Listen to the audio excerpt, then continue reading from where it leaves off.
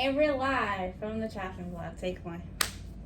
The Chopping Block is sponsored by GEORGIAWAND. GEORGIAWAND empowers women to advocate for climate, environmental, and social justice grounded in racial equity.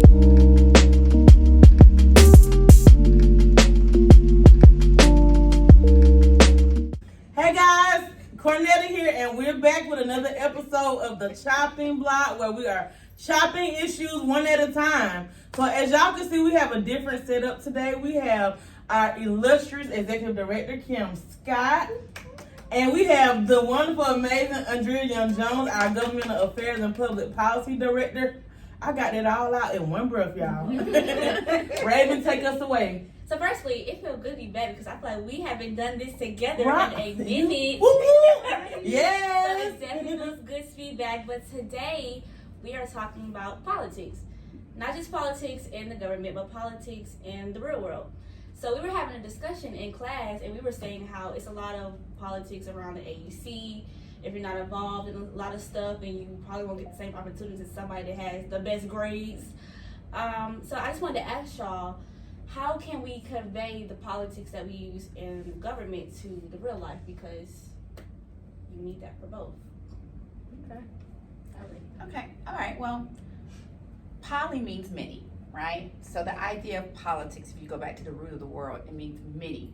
And it means many opinions, many people, many ideas, many needs, right? So we're always politicking, right? In our lives, in our personal lives, and in our professional lives. We are always trying to find ways to do things better, or to improve, or to fix something. And so in our real world experience, in terms of our personal life, you're politicking. In your friend group, there's politics, right? Mm-hmm. Where y'all gonna go clubbing tonight? That's that's politics. We know who is gonna do what in terms of if you all have a project in class, that's politics, right? How are you gonna get a job, right? And how you're gonna go about securing that position, that's politics. So if you understand that you always have to interact and be able to work with many people, that's your family, that's your friends, then you will understand politics and you understand people and you'll be successful. And I think how you integrate that into the real world, into your life, is managing your relationships, taking advantage of opportunities, and then also being able to see the big picture. Yeah. What is it really about? What's the true nature? What's the agenda? Yeah. What's really happening in the real world, in that situation, in that circumstance. Yeah. Would you say it's like different levels to politics? Because a lot of us we don't get into politics, and you just naturally assume it's government. So would you say because of that there'll be different levels to that? I think people don't understand that politics. I think that when they think of politics, they think of politicians. And so they think of people running for office, but there's politics without that, right? There's politics without having a politician. There's politics in the sense of when you're thinking of politics, you think of community, right? And so because of that, you have to use your resources within the community to accomplish your goals, right? And there's some people who need more than others. There's some people who have other agendas. That doesn't mean that they have to go against your agenda. But when you are politicking, when you are working together, you're trying to fix something or make a decision based on a lot of competing interests, right? Everyone has, our interest here at GEORGIAWAND is environmental justice and nuclear harm reduction. That is our interest, right? That is our main focus. But at the same time, we also understand that in that regard, that also affects people's housing, it affects people's education, it affects people's income, their wealth attainment, their jobs, all of that comes into play there. So you can't separate it. It's not, I don't think it's different levels, I just think there's different interests. Right. Gotcha. And also what Andrea said before, I mean, politics is in everything that we do, including family, right? I was thinking So you you think about, you want something, who do you go to? Who's your base? Yes. Who's going to be in your corner? Who's going to give it to you? Yes. And then you advocate and you pitch to that person until you get what you want. That's right. And if you don't get it, then you continue to try. You build your base, you get more support, and then after that, eventually you're gonna get it. Yeah, it's like Republicans and Democrats, right? Like, I would say if my Uncle Ray see this, sorry. Well, are you talking about the parties or just the process? This maybe like the process, maybe. Okay. Let's say that. Okay. So I'm just breaking it down off the dome, like it really just popped in my head. I'm just comparing it to, like, I would say my Uncle Ray would be a Republican, and Dada would be a Democrat, right? If I ask my Uncle Ray Who's for Dada? Dada is my grandfather. Sorry. Yeah, he's my grandfather. So, like, say if I needed $20 to go to get some dinner, I'm not gonna ask the Republican because he's not gonna give that to me. I'm gonna ask my grandfather because he's gonna give that to me. So that's just how I broke it down in my head real quick. That's true. I mean, in terms of, you know, who to go to and how to negotiate, but then also it's when you look at it in terms of policy, right? In terms of the future, right? Because to me, policy is both past, present, and future, right? We are living the past policies and the decisions that were made from our leaders in the past. Some were good, some were bad, most were bad because of how our country was set up. But then also we're looking at how policies for the future, right? In terms of being able to be in a position where we can not do the mistakes that happened in the past, right? And so when you look at, like you brought up policies in terms of Republican and Democrats, they both have their own platforms and their own ideas, and they have their own policies that they want to get passed, right? Or they want to keep in place. And so in understanding that, you're not so much voting so much for that party, you're voting for their platform, from those policies. And you can't separate their platform or their policies from those people. So some people who decide, you know, oh, there's no difference, there's a big difference because the policies are different. So with what you said in the way that you broke it down, I think you just introduced a new way of looking at politics. Because a lot of times people look at it as a rule and just government, and now people can see it more as a resource because it's a democracy, really. Exactly. You know? And so if you look at politics as a resource, then when you vote, because I'm not suggestive in what I'm saying, but look at the resources that you need, and then you'll know how to vote.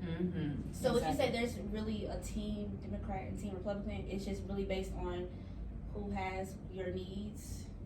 Yeah, what you agree with, what you want. Like if you were supportive of affirmative action, you know, if you're supportive of public education, if you're supportive of the Medicaid expansion, the Democratic Party has that in their platform. Then you would support the Democratic Party. What happened? I just thought about student loans. Exactly. If you want to get your student loans forgiven or partly of it, then you support the party that advocates for that.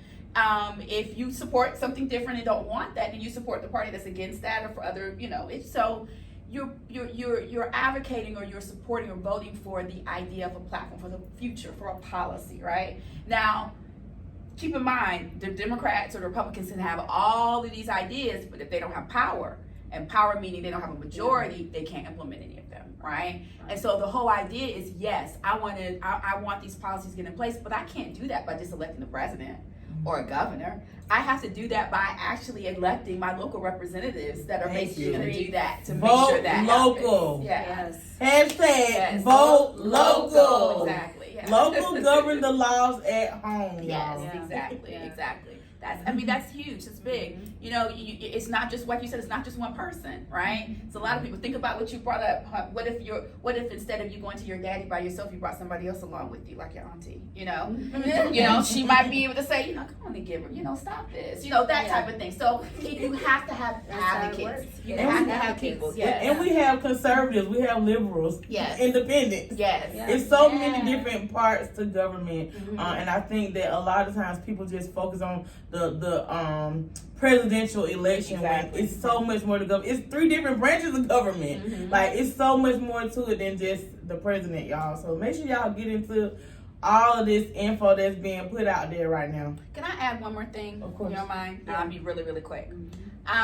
One of the things that I think a lot of the reason why some people don't vote is because they don't see that change, right? Or they think, or they believe that it is going to be hard, or you got bad people in there, right? You know, but let's think of bigots who are in positions of power, right? Who want to be able to use their position in order to have policies that reflect their animus. I dislike women, so I'm going to be in power so I can keep women out of office or women out of power. the only way, you can't change those people's minds. You can't convince them anything differently. The only thing you can do is vote them out.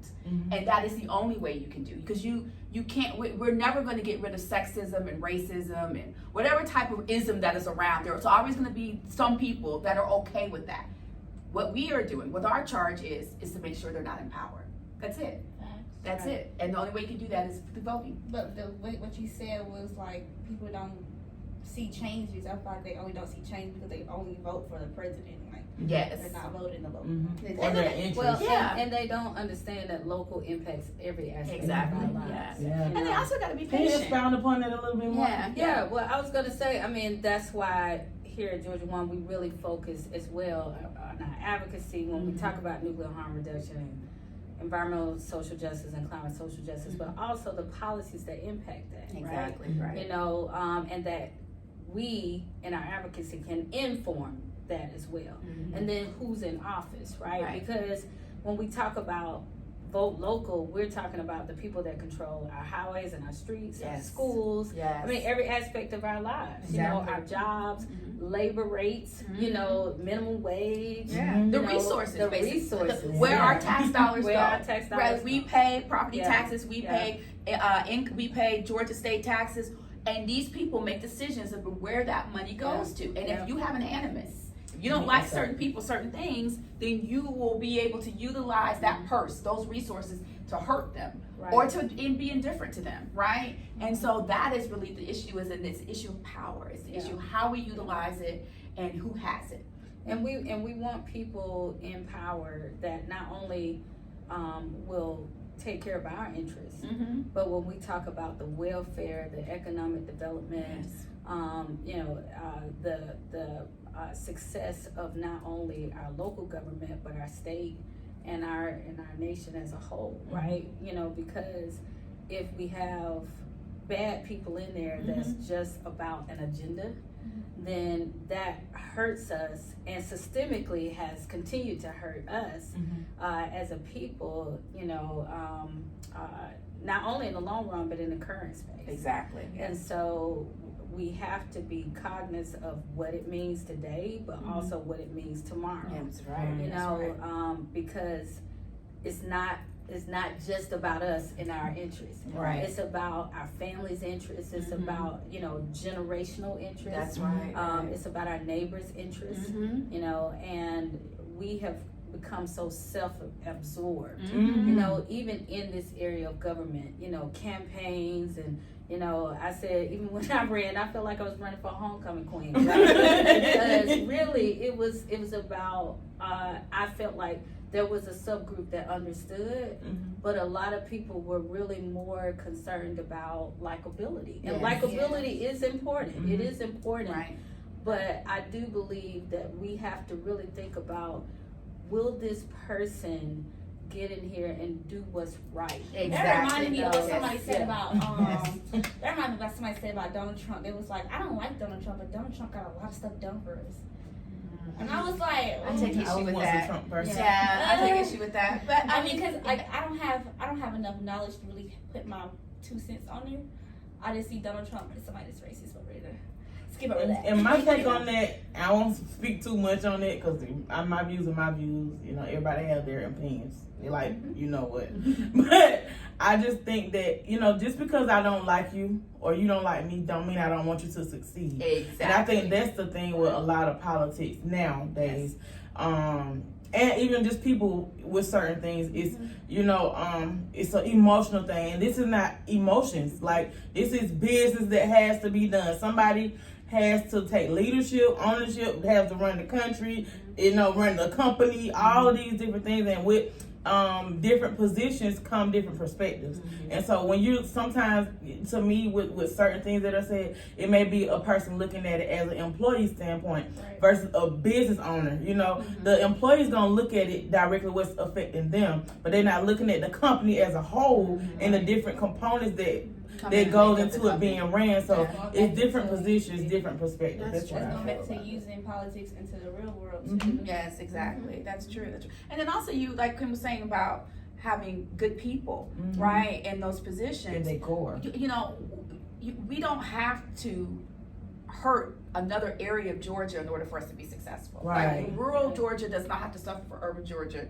to do well, and urban Georgia doesn't have to suffer for rural Georgia to do well. And I noticed that in our state politics, you know, I'm not going to name any candidates, but there's a sense where they want to go after certain areas of Georgia in order to prove their bona fides in some kind of way. Not understanding that if you hurt these people, then indirectly you're going to be hurting all Georgians, right? Right. You know, like, and so it's, to me, there's a disconnect there about, you know, looking at the competition of it instead of looking at the common good of it, right? Right. And so we need to get people in power who think that way, who say, you know, I'm not trying to kick Atlanta's ass. I'm not trying to hurt Atlanta. I'm not trying to make Atlanta look bad.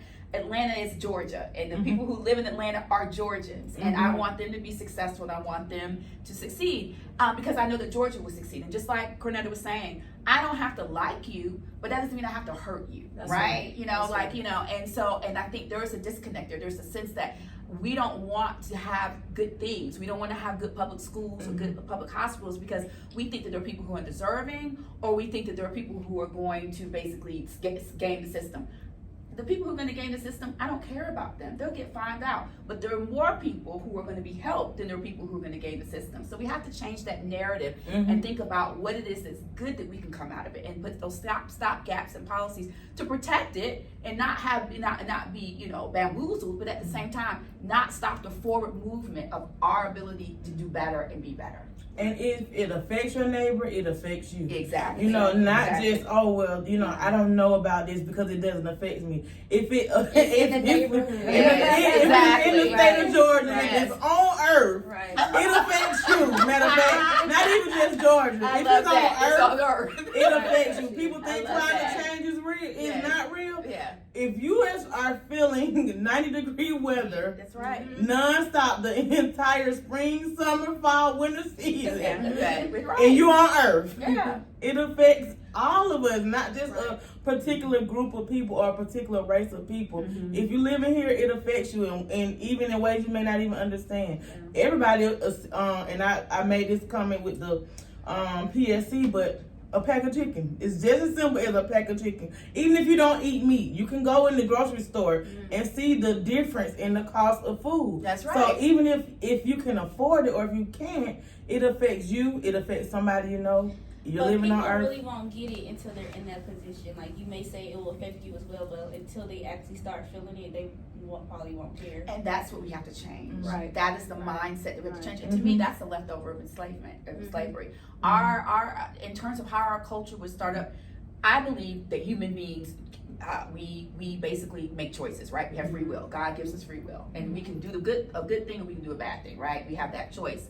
And there are a lot of people who did bad things and allowed bad stuff to happen and were successful, was still able to thrive, was still able to grow, and they were able to kind of turn their head to what they saw was happening to their fellow man, knowing that they don't want to be in that position themselves. Right. So that basically became cultural. And that whole idea, the individual, it doesn't matter to me, turn your head, don't bother it, that came out of that sense of enslavement, that sense of oppression, that Or sense entitlement. Exactly. So that, or the fear that, well, if it's not them, it's going to be me, right? So I got to make sure that they're in that position because I don't want to be in that position. Right. And so we have to change that mindset. We have to have a commonality, which has been lacking in this country, but the myth is it is there, but a commonality that we all rise and fall together. Right? And we have to have that as our idea, and we have to elect people who believe that.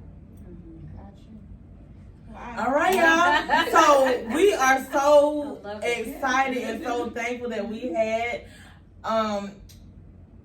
extra guests today that brought so much knowledge, brought more understanding, and even for our listeners, it's gauging your mind to think more about, you know, things in a different way, not just, oh, well, what affects me in my household, but what can it be affecting my neighbor? What can affect somebody in another country that I may want to visit? You know, what's going on there? Maybe I should research, you know, what's going on with their water, you know, with their food, what's going on in the air before I go visit there. So just little things like that don't seem so big, but can turn into something humongous if it's not, you know, dealt with correctly. Exactly. Thank y'all so much for Love joining it. us. Peace out. Love it. Bye.